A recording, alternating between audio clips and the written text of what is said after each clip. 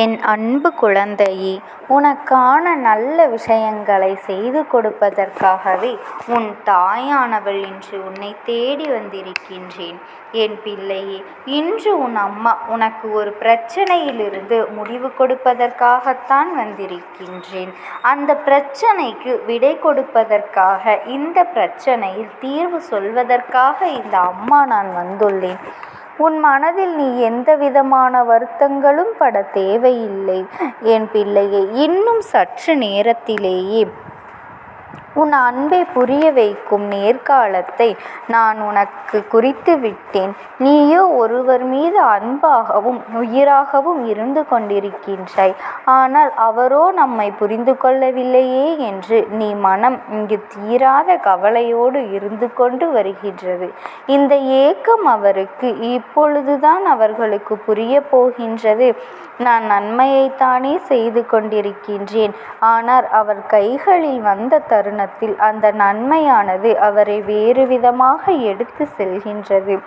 இந்த பிரிவுகள் இப்படி என்னை போட்டு வதைக்கின்றதே என்று நீ யோசிக்கலாம். என் தங்கமே, சில விஷயங்களை நீ காலத்தின் போக்கில் விட்டுவிடுவதுதான் நல்லது. உன் அன்பை புரிந்து கொள்ளவில்லை என்று நீ நினைக்கின்றாய். அதற்காக மீண்டும் மீண்டும் போய் அவரிடம்தான் நான் நல்லவர்தான் என்று நீ நிரூபிக்காதே என்றுதான் உன் அம்மா நான் சொல்கின்றேன். என் தங்கமே, நீ இவ்வாறு நினைத்ததோடு நிதானத்தோடு உன்னுடைய அன்பை நீ கொடுத்து கொண்டே இரு. அந்த அன்பில் கூட நீ அளவோடு அவரிடம் கொடுத்து கொண்டே இரு. அந்த அன்பே அவரை தொல்லை செய்வதாக இருக்கக்கூடாது. நான் சொல்வது புரிகின்றது அல்லவா? ஆனால் காலம் கடந்த சில சமயத்தில் நம்முடைய நன்மையை, நம்மிடம் இருக்கும் நியாயமானது அவர்கள் புரிந்து கொள்ளத்தான் செய்கின்றார்கள். காலம் கடந்த பிறகு யோசித்து எதற்கம்மா என்றுதானே கேட்கின்றாய். நான் அந்த அளவிற்கு எல்லாம் உன்னை கொண்டு செல்ல மாட்டேன். இதோ இப்பொழுதே உன் நியாயமான கோரிக்கையும் உன் அன்பினையும் நான் புரிய வைக்கப் போகின்றேன். என் தங்கமே, எந்த ஒன்றுக்காக அவரிடம் நீ ஏங்கிக் கொண்டிருந்தாயோ அந்த ஒற்றை அன்பை பெறுவதற்காக மட்டும்தான் அவரிடம் அன்பு செலுத்தும் பொழுது நீ ஏதோ சுயலாபத்திற்காக நீ பழகி கொண்டிருக்கின்றாய் என்று அவர் நினைத்து விட்டாய். ஆனால் அதுதான் அவர் உன்னிடம் பேசும்போதெல்லாம் அந்த வெறுப்பை பற்றி மட்டும்தான் பேசிக்கொண்டிருக்கின்றார். நிச்சயமாக இந்த வழித்தடங்கள் யாவும் மாறி உனக்கான தளத்தை நிம்மதியாக மாற்றி கொடுத்து உன் சந்தோஷத்திற்கான பலனை நல்ல விதமாகவும் நம்பிக்கையோடும் நான் சொல்வதற்காக உனக்கு வழிகாட்டி வந்து கொண்டிருக்கின்றேன். இன்னும் சில தருணத்தை அதை தாண்டியும் செல்கின்றோம். என் தங்கமே, எந்த ஒரு சூழ்நிலையிலும் நான் உனக்கு இப்படித்தான் செய்ய வேண்டும், அப்படித்தான் செய்ய வேண்டும் என்று நான் வழிகாட்டியாக சொல்லும்போது உன் வாழ்க்கை சரி செய்வதற்கான நிலைமையை நான் தருவதற்கு வந்திருக்கும் பொழுது உன் மனதை நீ குழப்பமடைய செய்யாதே. எத்தனை சோதனைகளையும் தாண்டி என் குழந்தை இப்பொழுது நீ இந்த நிலைமைக்கு இருந்திருக்கின்றாய் என்று எனக்கு நன்றாகவே புரிகின்றது. அப்படி இருக்கும் பொழுது நீ அந்த வேதனையான காலகட்டத்தையும் சோதனையான காலகட்டத்தையும் நினைத்து நினைத்து வருத்தப்படாதே. உனக்கு எல்லா விஷயத்திலும் நான் உறுதுணையாக இருக்கின்றேன் என்பதில் உறுதியாக நம்பிக்கை கொள். உன் உறவானவற்றை உன்னிடத்தில் கொண்டு வந்து சேர்ப்பது என் கடமையாக மாறிவிட்ட பொழுது நீ இருக்கின்ற சூழ்நிலையும் உன் மனதில் எண்ணுகின்ற எண்ணத்தையும் அவரிடத்தில் போய் சேர்த்து உன் மனதை நீ அவரை பற்றி எப்படி நல்ல எண்ணத்தை வளர்த்து கொண்டிருக்கின்ற என்பதை சொல்வதற்காகத்தானே நான் இங்கு இருந்து கொண்டிருக்கின்றேன். அங்கு போராட்டத்தோடு அதை மட்டுமே நினைத்து கொண்டிருக்கின்றது என்று எனக்கு தெரியும். ஆனால் அந்த போராட்டத்தையும் தாண்டி அந்த ஏக்கங்களையும் தாண்டி நீ ஜெயிக்க வேண்டிய காலகட்டத்தில் இருக்கின்றாய். நீ உனக்கான முக்கிய முடிவுகளை எடுக்க வேண்டிய காலகட்டத்தில் இருக்கின்றாய்.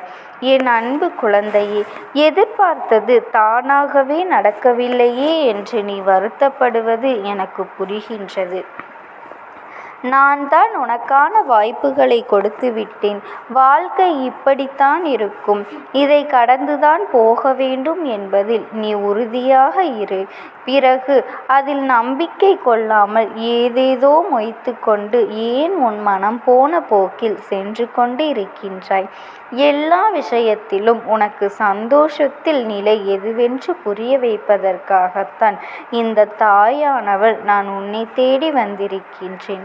தொலைத்த மகிழ்ச்சியும் நிம்மதியும் நாம் முழுவதுமாக உனக்கு மீட்டெடுத்து நீ விரும்பிய உறவை நினைத்து நீ வருத்தப்படாதே. எந்த உறவுக்காக உன் வாழ்க்கையில் நீ சில விஷயங்களை தியாகம் செய்து கொண்டிருக்கின்றாயோ அந்த உறவை நான் உன்னிடத்தில் சேர்த்து சந்தோஷத்தினை நான் துணை வழிப்பாதைக்கு அழைத்து செல்லும் பொழுது, நான் தயாராக இருக்கும் பொழுது, நீ எதற்காக பிரச்சனையிலிருந்து எப்படி மீண்டு வரப் போகின்றேன் என்று கவலைப்பட்டு கொண்டிருக்கின்றாய்? என் அன்பு குழந்தையே, ஏதோ உனக்கான விஷயங்கள் இருக்கும் பொழுது அதை பற்றிய கவலைகளை நீ வளர்த்து கொள்ளாதே என்று சொல்கின்றேன். நீ நினைத்த காரியம் இதோ உனக்கு நடக்கப் போகின்றது. நல்ல நேரத்தை குறித்துவிட்டுதான் உனக்கானதை உன்னிடத்தில் சேர்ப்பதற்காக வந்திருக்கின்றேன். புரிந்து கொள்ளப்படாத சில விஷயங்களை நினைத்து நினைத்து நீ ஏன் இங்கு வருத்தப்பட்டு கொண்டிருக்கின்றாய்? சில வேதனையான காலகட்டமும் சில சோதனையான காலகட்டமும் எல்லோருடைய வாழ்க்கையிலும் வரத்தான் செய்யும். அந்த விஷயத்தில் நாம் எப்படி கையாளுகின்றோம், எப்படி முடிவெடுக்கின்றோம் என்பதை பொறுத்துதான் நமக்கானது நாம் எவ்வளவு தெளிவாக இருக்கின்றோம் என்பதில் இருக்கின்றது. உன்னிடத்தில் சொல்கின்ற பாதையில் அங்கு வெற்றி காத்திருக்கின்றது. மனம் தளர்ந்து விடாதே. கண்களை மூடி அம்மா என்று மட்டும் நீ என்னை நினைத்துக்கொள். உனக்கு எதிர்பார்க்காத அதிசயத்தை உன் கண்ணில் காட்டுவேன் என்பதை நீ உறுதியாக நம்பு. நீ எதிர்பார்த்த ஒவ்வொரு தருணமும் இப்பொழுது உனக்கானது வந்துவிட்டது என்று நீ உறுதியாக நம்பு. என் அன்பு குழந்தையே, எனக்கு அது கிடைக்கவில்லையே, இது கிடைக்கவில்லையே என்று ஏக்கம் கொள்வதை தவிர்த்துவிட்டு உன் கைகளில் இப்பொழுது என்ன இருக்கின்றதோ அதை வைத்து கொண்டு அடுத்து சந்தோஷமாக வாழ்வதற்கான வழிகளை தேடிக்கொண்டே இரு. என் அன்பு குழந்தையே, நன்றாக நீ ஒன்றை மட்டும் நினைவில் வைத்துக்கொள். நீ என்ன செய்தாலும் அதற்கு உன் அம்மா நான் துணையாக இருப்பேன் என்பதை மட்டும் நீ மறந்து விடாதே என் தங்கமே. அதனை மட்டும் எப்பொழுதுமே நீ நினைவில் கொள். உன் உயிரான உறவை நிச்சயமாக உன்னை புரிந்து கொள்ளும்படி நான் செய்வேன். அதற்காக நீ எந்த கஷ்டமான முடிவுகளையும் எடுக்க தேவையில்லை. இந்த அம்மாவினுடைய அன்பும் ஆசீர்வாதங்களும் என் பிள்ளைக்கு எப்பொழுதும் முழுமையாக கிடைத்து கொண்டே இருக்கும். ஓம் சக்தி. ஓம் ஆதிபரா சக்தி.